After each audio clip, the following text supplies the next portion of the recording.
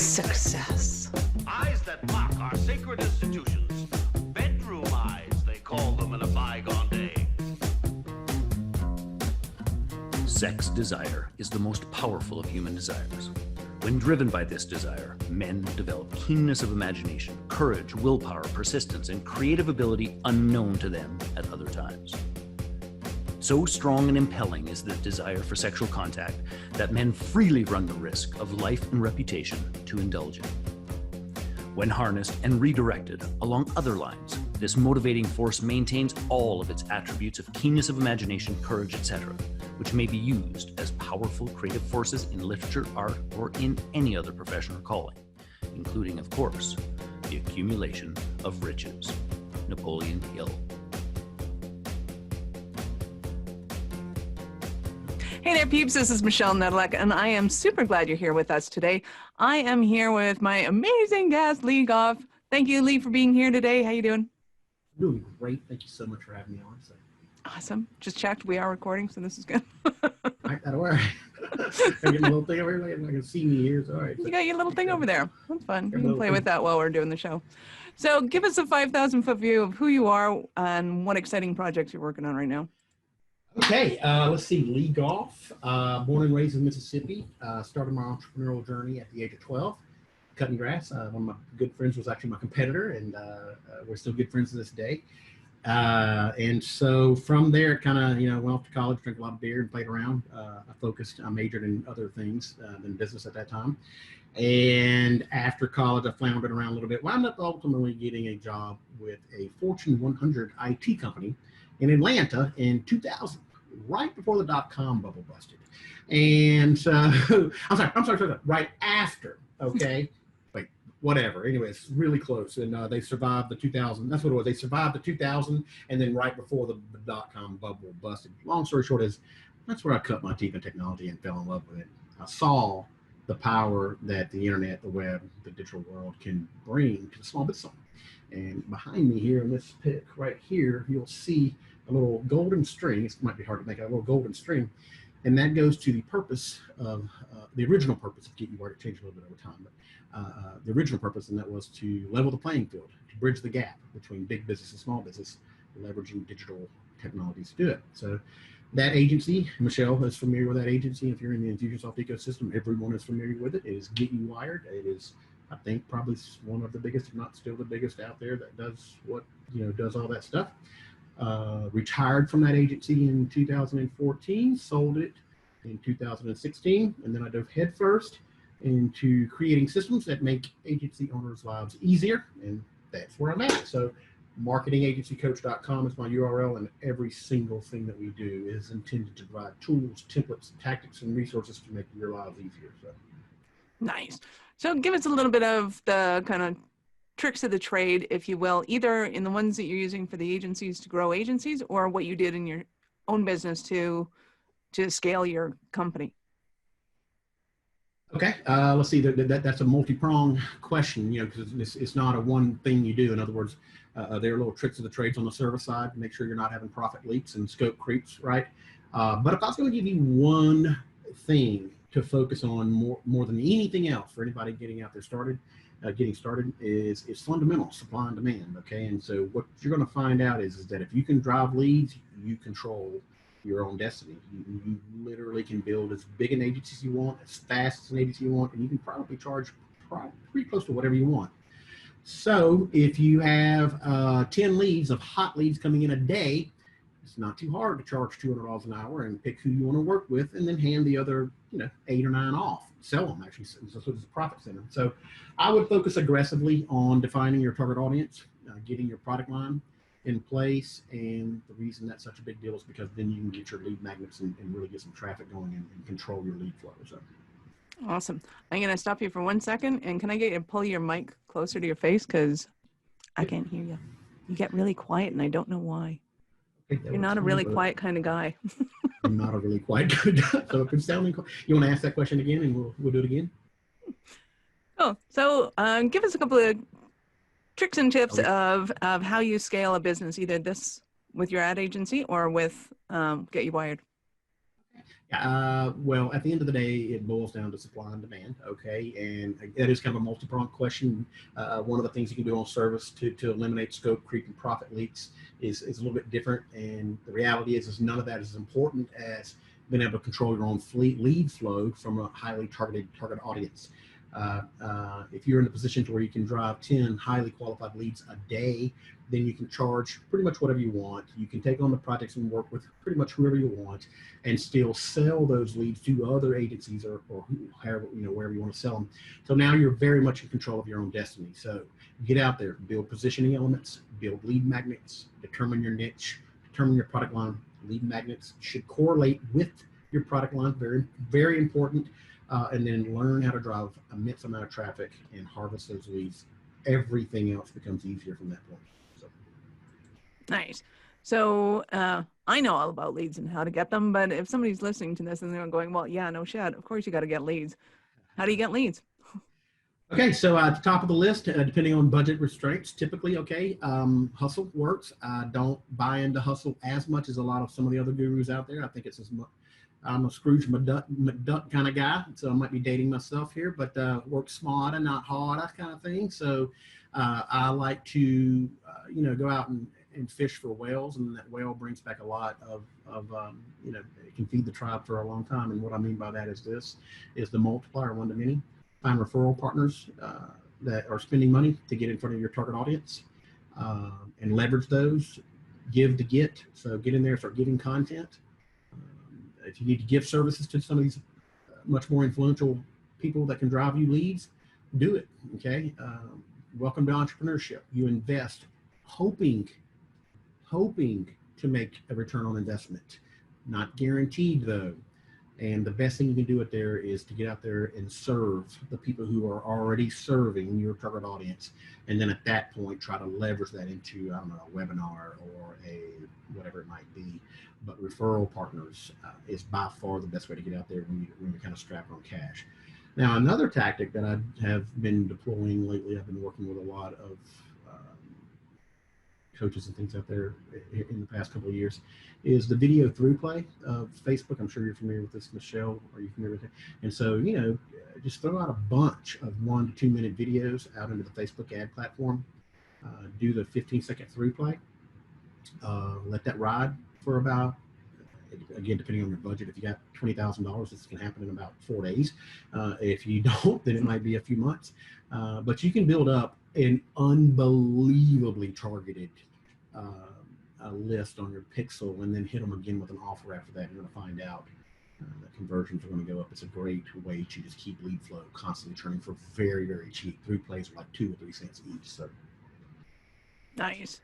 That is awesome. And I know in my little world, we love the JVology group of people because of the way that Jay talks about having an upstream, downstream client. So you're dealing with, or you're finding people that have your same clientele, but you solve a different problem for them than the person next to you.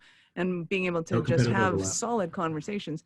Where do you like to play in the arena of affiliates and joint ventures? Actually, I will say, I don't have a problem with them, but I don't aggressively seek them out personally. Mm-hmm. And let me give you my definition of it first, because this is probably going to determine about everything. Okay, JV and affiliates are, in my opinion, and everybody's got, if you know anything about the space, everybody's got a different definition of every stage. Okay, so my definition, JV affiliate is typically, there's really no skin in the game, right? You can go sign up on their website, or it's just all about profit, right? All about profit. No real we don't play in those circles. No. Okay, good, because I don't like playing in that circle either. So in my little world, I call those more like referral partners, meaning that, hey, Michelle, you and I, we've been working together on the sales system like that, and so I know you, and I know your character, and I know that if I bring someone to you and I put my name on that, I don't have to worry about whether or not Michelle is going to try to rip them off, because it's not in Michelle's character. And I know that because I've worked with her, 6 or 8, whatever, for a period of time now. So point being is I love joint ventures and affiliates as long as they are not strictly geared towards swapping spit profit kind of thing. And it's actually a little bit, there's a relationship there, meaning I'm going to put my name on your product, and I am expecting you to respect that and take care of my audience. Okay. And so that's my line. And I call those referral partners because they are partners that will refer to you over time. It's not just a flash in the pan kind of thing. So, but big fan on it. Built Get You Wired on that, literally on that backbone between organic rankings and Infusionsoft and Keep marketplace optimization. Those were the three primary sources we got our very hot leads from. So. Very cool. Awesome. Because you had mentioned it, so that's why I'm bringing it up. Because you mentioned it. I love it. I live and die by it.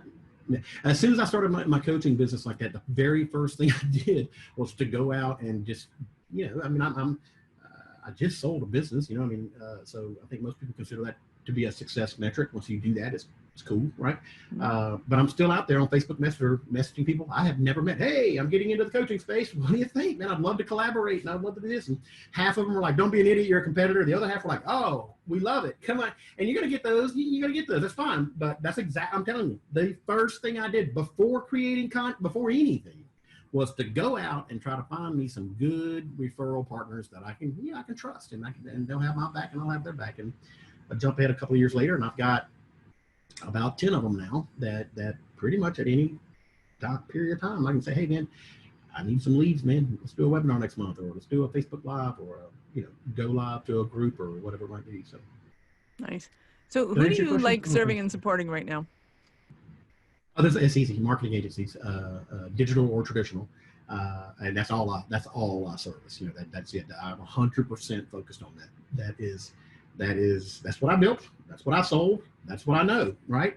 And I want to share what I know with other like-minded individuals who are out there trying to do what I was very blessed and honestly a little bit lucky to get done, right? And that was to build an agency that I was very proud of. And came out pretty good financially on that, and I spent about a year actually probably longer than that,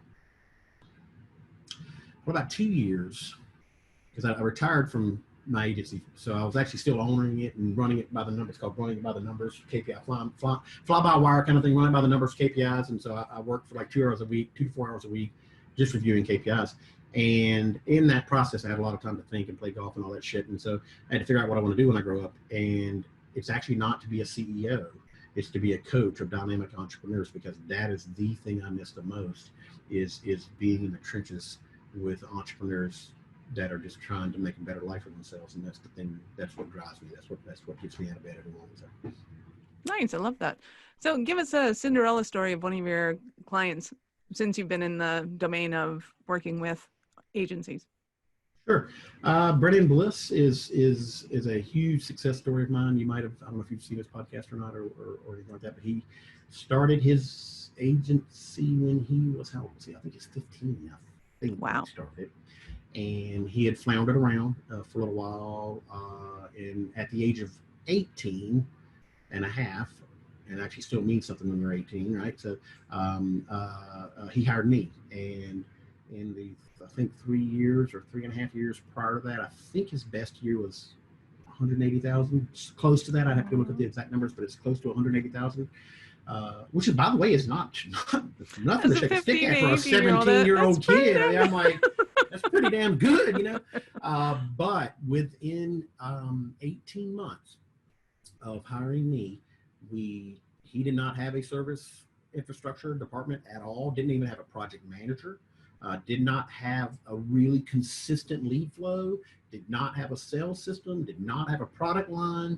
He didn't really have probably most of the pieces in there. Now he is he's brilliant. Okay, so everything he was doing was right.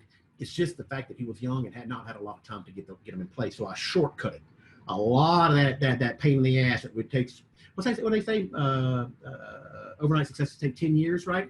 Well, what I did is I shaved about 8 of that off, right? So, and he was projected to in this year to break $800,000. Nice. Within 18 months of hiring me, and he will easily break the 7-figure mark next year, easily cruising into home plate kind of thing. So, no doubt about it. So. Nice. Love that. Yeah. That is awesome. Yeah. Yeah, there's a lot of brilliant young ones out there right now that happy to see that in only Yeah. 18 months, doesn't matter where you're at, you can still take 18 months and build something that's awesome. Tell you, man, he bought his very first new car, an Audi A5. You know, it just literally life transformational. You know, he was planning on to go to the University of Texas in Austin, and he did.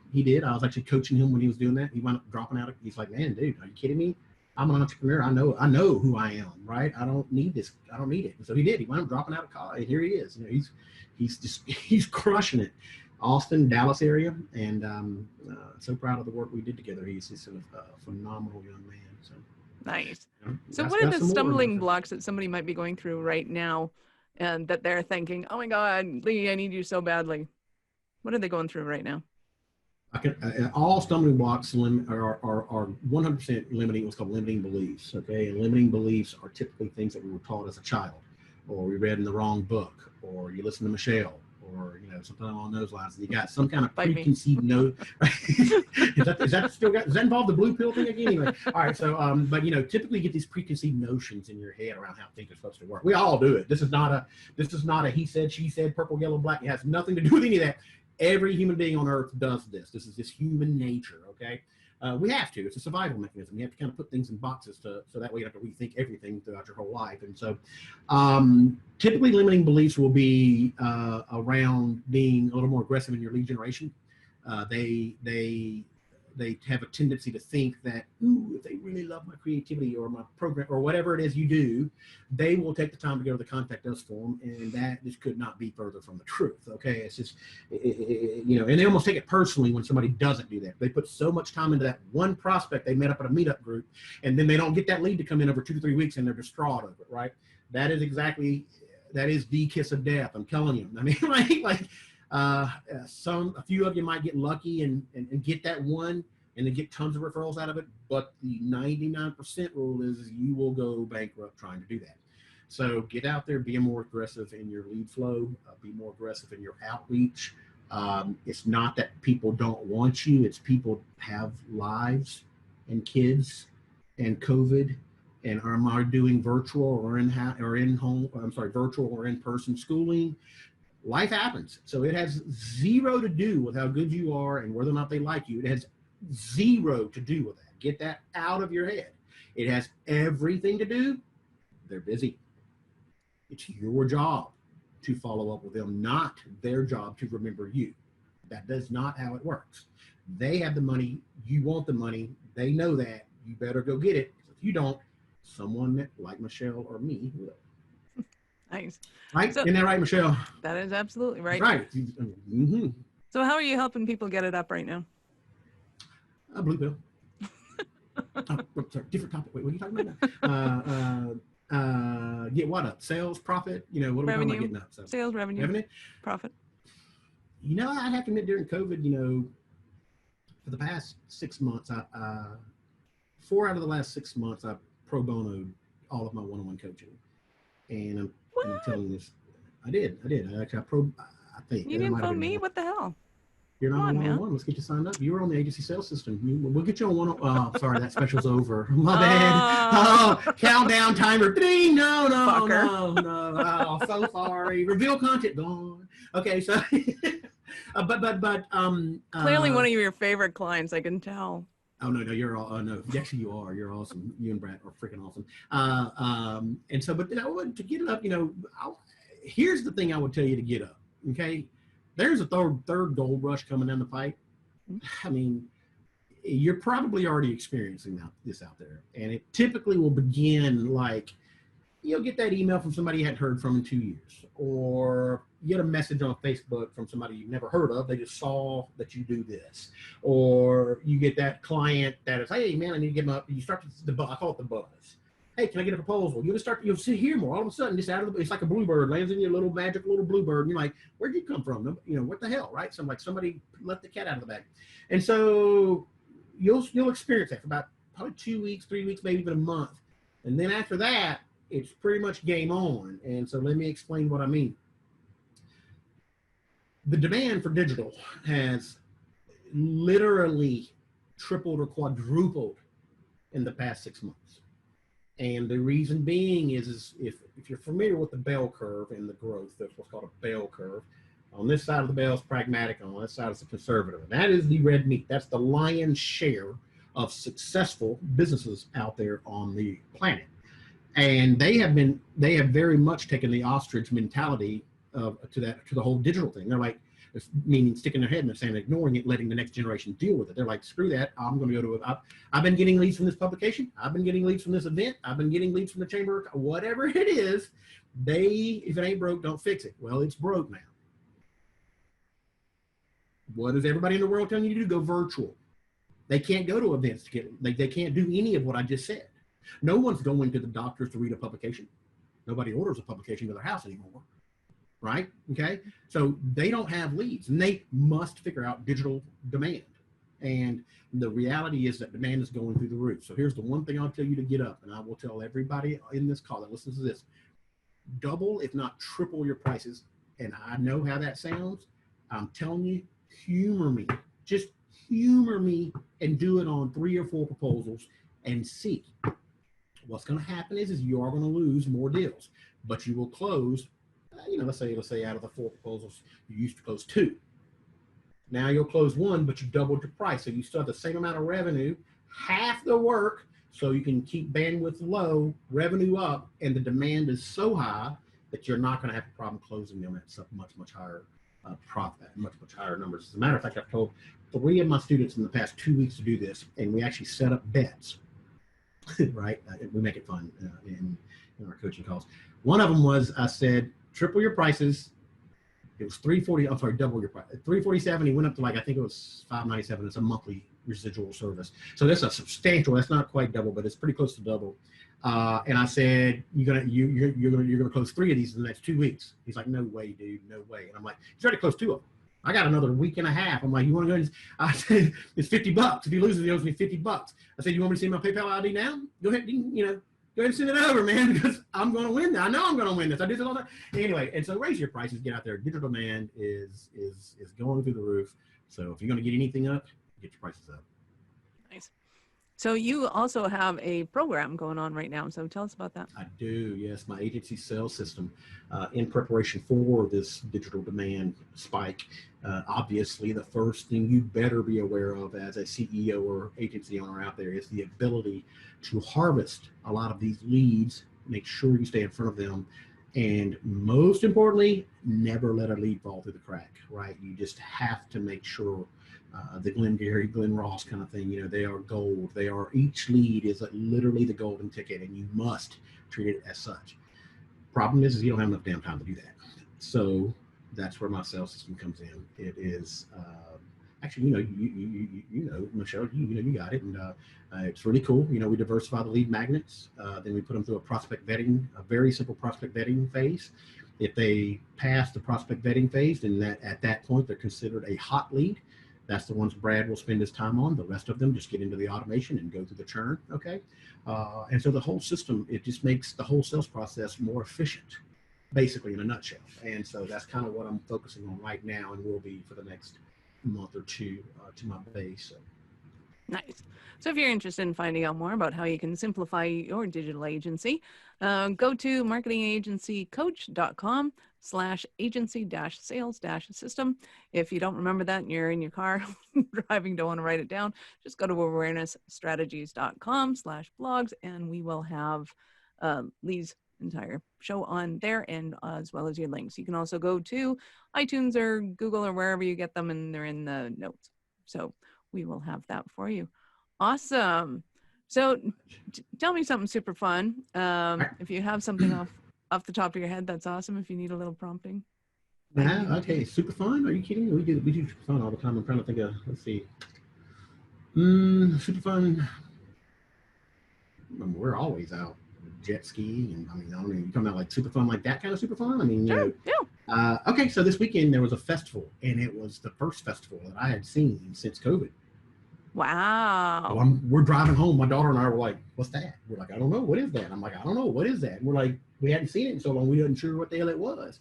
So we pulled over. We asked the cops, hey, man, what's this? It's a festival. We're like, a festival? A festivus? Oh, like the sky had opened up, right? And so anyway, we and I live on the lake. And so we actually get in the boat, and then my dock is about 1,000 meters from where this Festivus was, right? So, we take the boat down there this past weekend and kind of hang out, and it was awesome to just get out there, and it felt like the world. It was just great. I mean, it was wonderful to get out there, and we kept our distance, and everybody was super cool about it. It wasn't a weirdo, it wasn't a beach spring break beach party, nothing like that. It was, everybody there was probably in their 30s or 40s. It was kind of a car show, boat show kind of thing. Very cool. What was your favorite Yeah, thing that you saw? Jeeps. I'm an off-road guy, and they had about 10 of them there, and boy, they were tricked out. They looked good, looked really, really good. I have a Power Wagon now, but I'm getting that itch again, so I can see me getting another Jeep really soon, especially due to the fact that my daughter is like, yeah, Daddy, I love Jeeps. You're gonna buy me a Jeep. I'm like, you're 11, shut up. So give it a minute. Tell you what, you get straight A's until I buy you a deal. That'll work. Well, we're on. I can be bribed with straight A's. You know what I'm saying? So that'll work. So Just a girl after my own heart. I learned how to drive when I was 12. I mean, I was driving on the farm before that, but at 12 I was on the roads, so that was awesome. Different times. Yeah, it was when we were allowed. Well, we weren't allowed to do that, but I was a good driver, so we did. Yeah, right. Well, were you raised in Canada?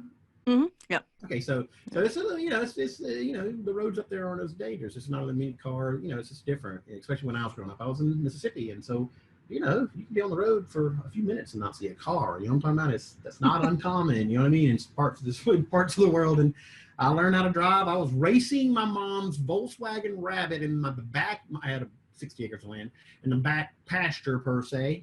I bet I almost flipped it when I was 10. So I don't know exactly how old I was when I started it, but I was a hell of a driver by the time I got to 15. I'll tell you that. So Nice. Different times. Awesome. They were, and they were fun. And we survived them. Great. Yeah. Hey, you know what? Lead paint, water hoses, cutting grass without wearing a mask. We made it. You know what I mean? I don't know how we made it, but we made it. So we did. We're the strong ones. Awesome. So any last parting words for our peeps before we let you go? It's not as hard as you might think it has to be. Okay. Get some help. Okay. Whether it be me or someone else. I made the mistake of not getting help. It took me 9 years or so of beating my head against a brick wall. Literally, that's why I'm bald. To figure it out, and then I finally wound up getting some mentors to help and kind of push this thing forward. And that's kind of that really is what helped. Kind of really propelled me. It took us about 9 or 10 years to break that 7-figure mark, and then, it was after we broke that and I got help, mentors, things like that, and it just started really churning, right? So find someone who's done what you want to do, okay? And do not fall victim to these idiots out there saying make $1 million, or please, if they're, no offense, but typically if they're under 30 years old, they just haven't had the time to do what you want to do, okay? And that's no offense to anyone out there. If you are this is not it's not an attack on you, okay? But it takes time to build something of substance. And so look for substance, look for a proven track record, and dive deep, because these guys or girls are very, very wise and very savvy. They're building out these systems that make it look like they actually own their own agency.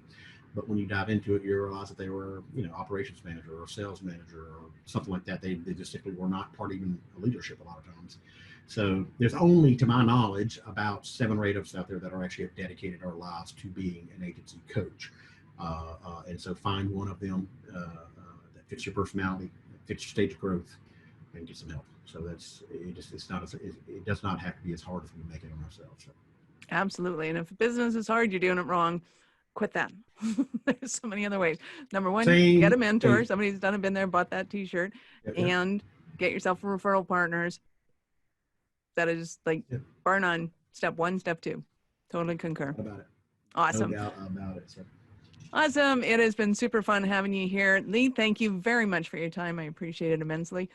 This is Michelle Nedelec. Thank you for being here with us. If you know anyone who would make a great guest for the show, or have a question or topic you'd like me to discuss, reach out at michelle@awarenessstrategies.com or connect with me on LinkedIn or Facebook. I'd love to hear from you. That's Michelle at thelittlebluepillforbusiness.com, of course. Bye, everybody. Awesome. Have a great day. Thank Thank you for listening to the Little Blue Pill for Business podcast with your mistress in business, Michelle Nedelec. Why are you still here? Go to littlebluepillforbusiness.com and get your goodies. If you enjoyed the show, be sure to share it with somebody else that you know would enjoy getting it up in business after you subscribe to the podcast, of course, so you won't miss any future episodes. Now, check the notes for links. Oh, and only tell your wife if she's into this, entrepreneurship. And I'll see you both on the other side.